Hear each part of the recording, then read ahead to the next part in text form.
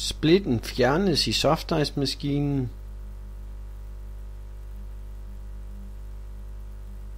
Håndtagene afmonteres.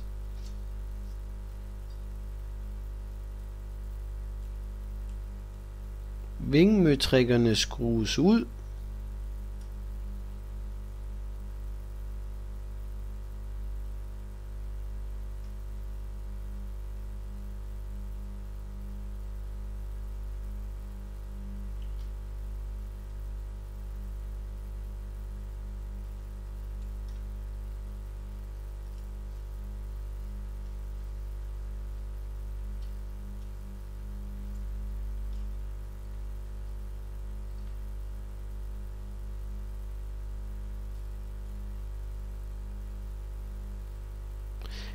De 3 pinde løftes op, og samtidig trækkes tappedøren ud.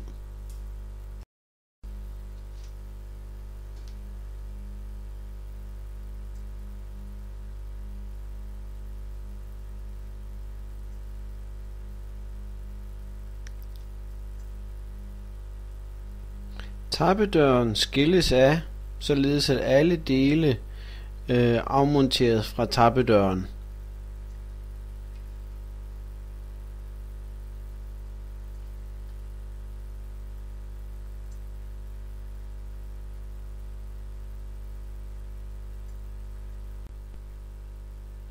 Sneglene i softice-maskinen tages ud. Pakningerne tages af sneglen.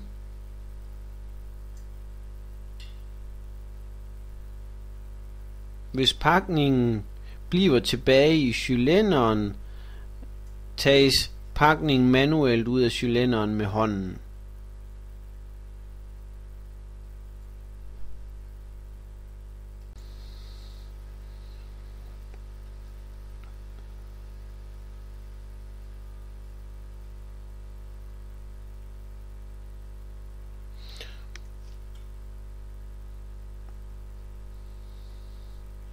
For god ordens skyld vises her, at der er en spildbakke i softice-maskinen. Hvis ikke pakningerne i maskinen slutter helt tæt, løber den overskydende væske ned i spildbakken.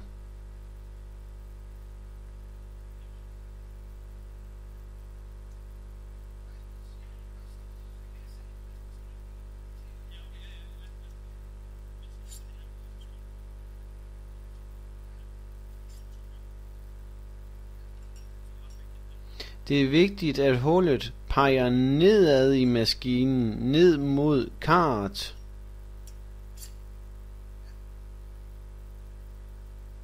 Nu begynder vi at smøre pakningerne til sneglen. Pakningerne smøres på begge sider.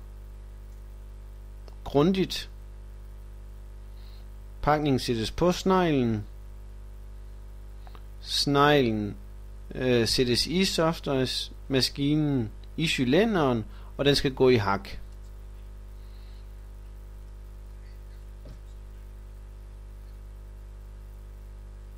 Begge pakninger smøres.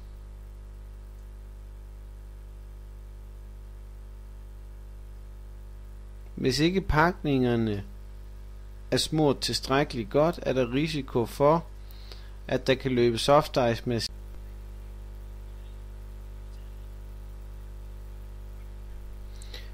Stemplet med den tværgående rille skal sidde midt i tappedøren.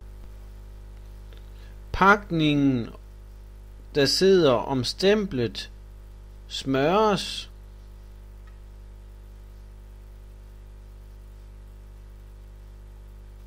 Stemplet sættes i tappedøren.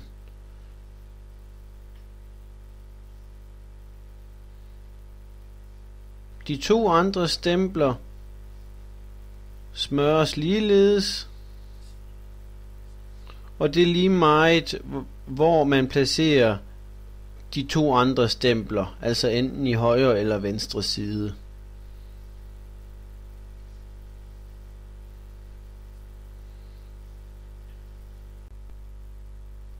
Her vises stemplet med den tværgående rille en ekstra gang.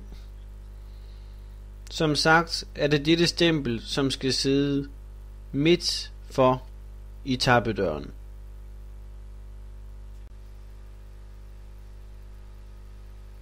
Kapslerne monteres på tappedøren.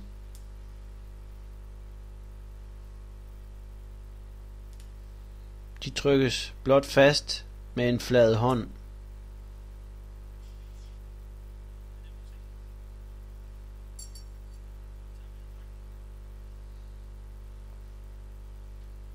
Pakningen her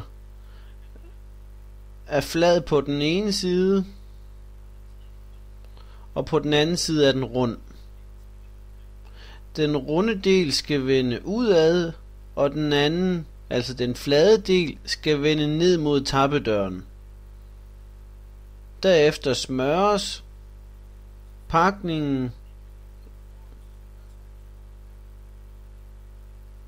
først den ene pakning, og derefter den anden pakning.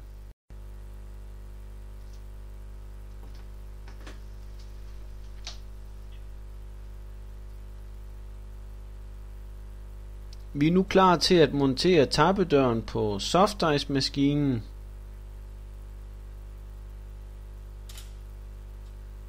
De 3 pinde skal presses opad samtidig, og derefter skubbes tappedøren ind.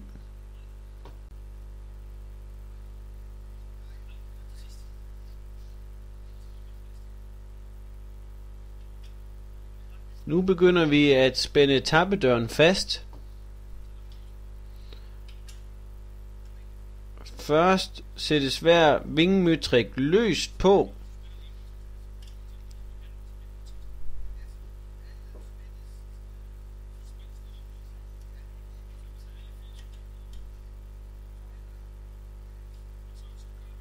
Når alle 4 skruer er sat løst på, begynder man at skrue på hver møtrik, kun således at de kun kommer løst ind mod maskinen, og derefter begynder man så at kunne spænde dem hårdere hele vejen rundt, således at tappedøren kommer jævnt ind mod softice-maskinen. På den måde undgår man utætheder.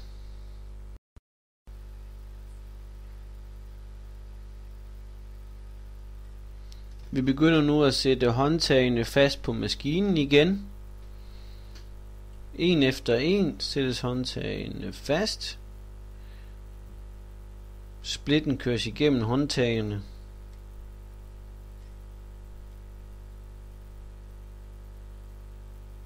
Derefter tager man skruen og skruer fast på splitten.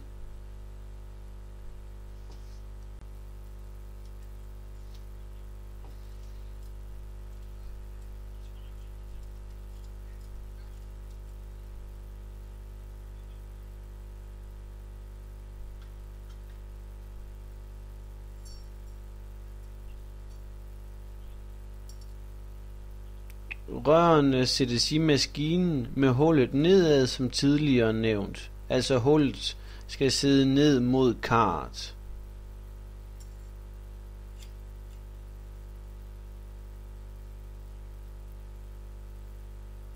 Maskinen er nu klar til brug.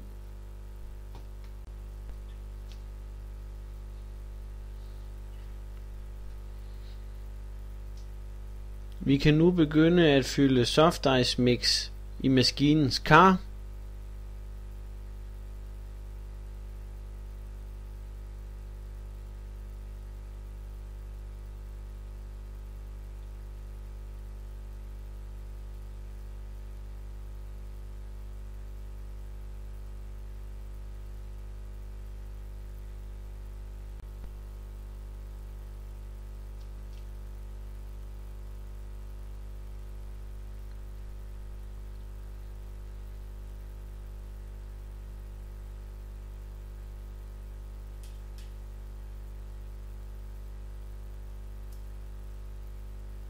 Nu fyldes der softice mix i det andet kar.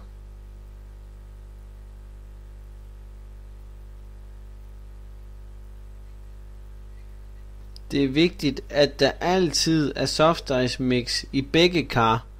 Det vil sige, at det ene kar ikke må være tørlagt, mens det andet kar er fyldt op med softice mix.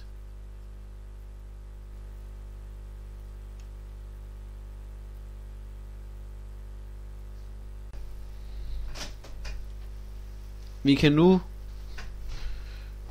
fylde en smule jordbærkoncentrat i vores softice mix, hvis det er det vi ønsker. Det kunne også være chokoladekoncentrat.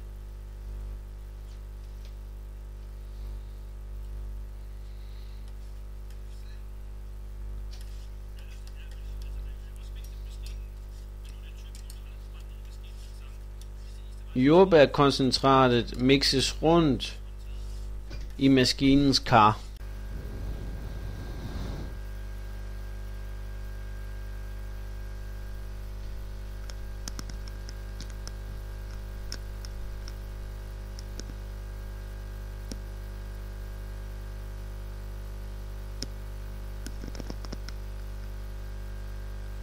Vi lukker låget til maskinen og tænder hovedafbryderen. Maskinen starter nu op. Vi tænder også for køl i tanken, således at der er køl i siden af beholderen. Vi trykker på rengøringsprogrammet. Nu skal vi se, om der er flow i maskinen. Vi trækker i håndtaget, og der kommer is ud. Så er der flow i den side, og fylder isen tilbage i maskinen. Og så prøver vi også i højre side.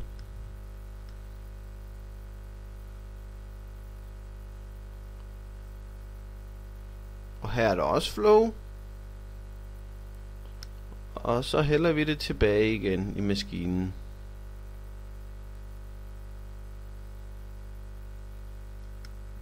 Vi trykker på stop. Og nu starter vi maskinen på auto. Nu er der lys i isen. Her er den blå lampe. Skalaen den vil stige.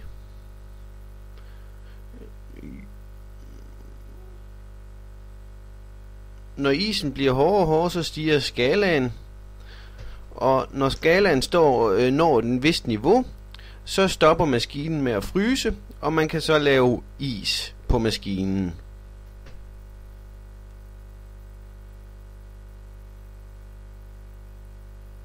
Vi begynder at lave is efter en 10 minutters tid.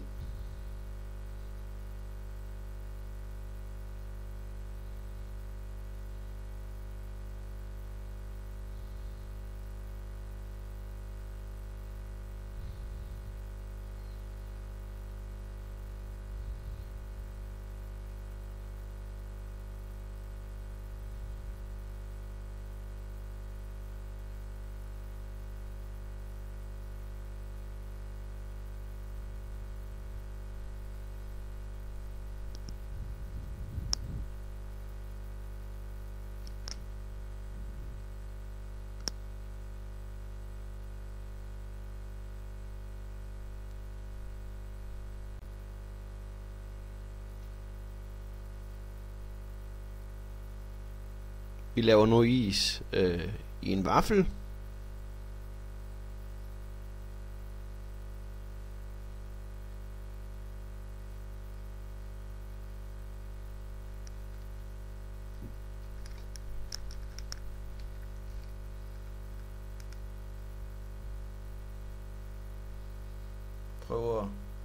Vi prøver de to forskellige farver.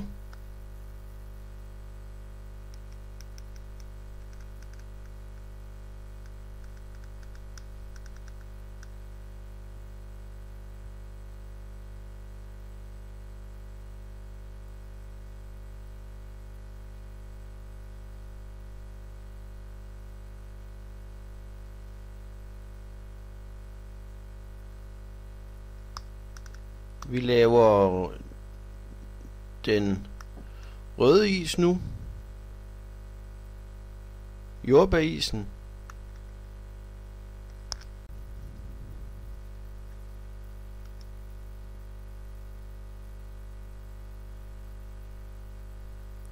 På rengøringsprogrammet, der pumper maskinen ud uden at fryse.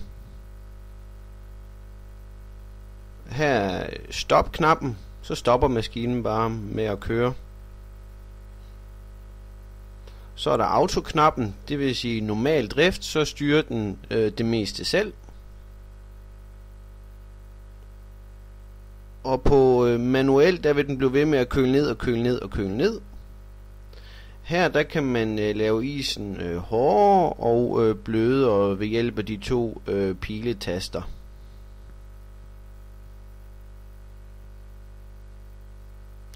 Når den blinker her, så betyder det, at der skal fyldes mix på kart.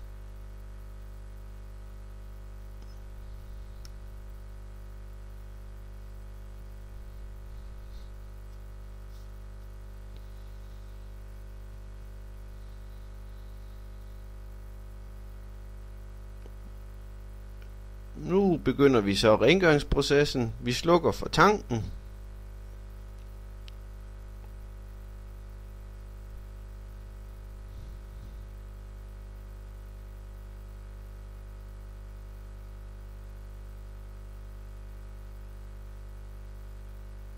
Rørene fjernes.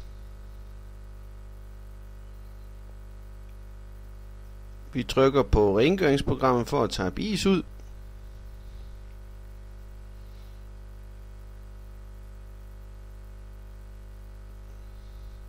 Og nu tømmer vi så maskinen for is.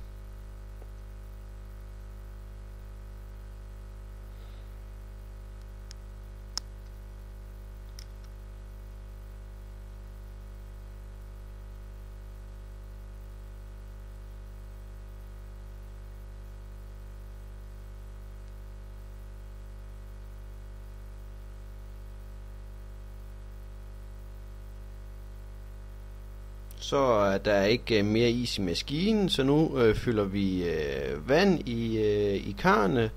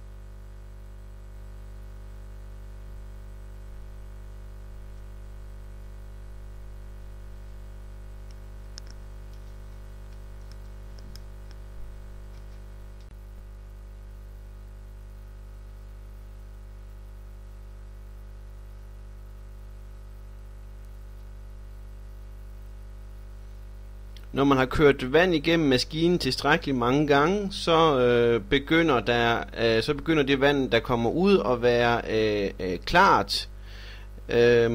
Og det betyder, at maskinen den er ved at være ren. Så trykker vi på stop.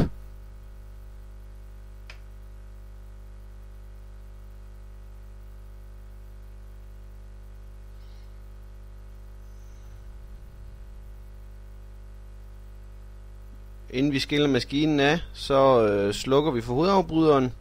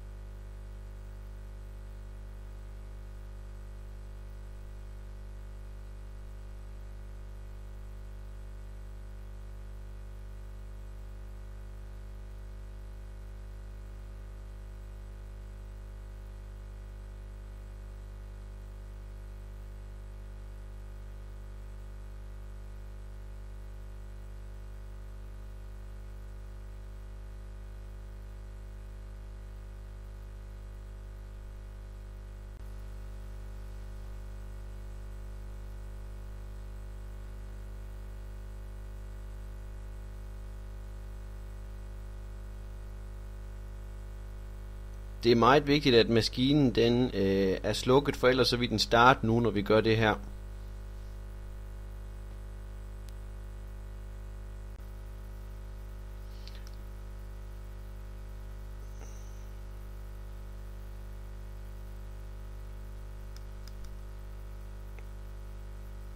Så vasker vi alle delene op i maskinen.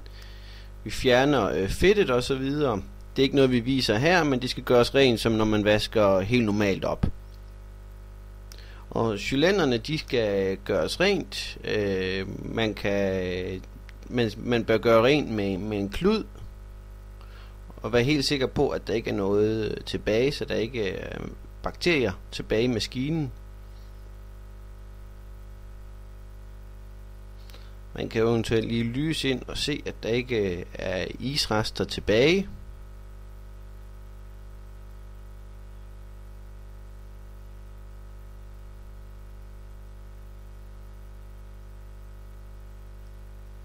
Og så kan vi se her i bakken, at maskinens pakninger har været smurt ordentligt, fordi der ikke er nogen isrester.